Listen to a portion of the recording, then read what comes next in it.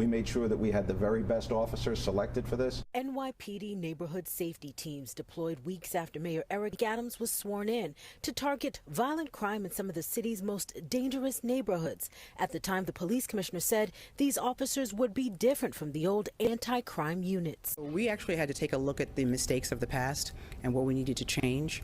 The officers are being trained in the Constitution, in community interaction.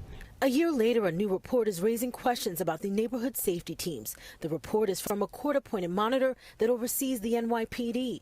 It found 97% of the stops made by NSTs were of Black and Hispanic New Yorkers.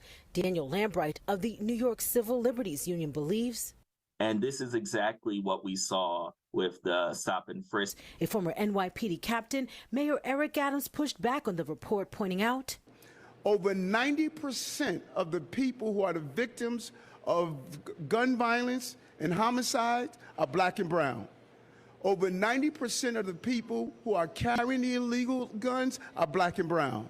The report found citywide 24% of stops made by neighborhood safety teams were unconstitutional. What that looks like for everyday New Yorkers is just incredibly intrusive and at times dehumanizing stops in the street. And the report called out the 401 police precinct in the South Bronx, finding only 41% of stops made by neighborhood safety teams there were legal.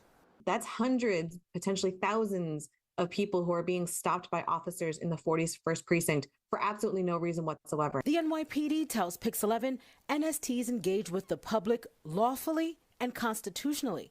And since the implementation of the program, they have been instrumental in the reduction of shootings and homicides that the city is experiencing. We're having public safety and justice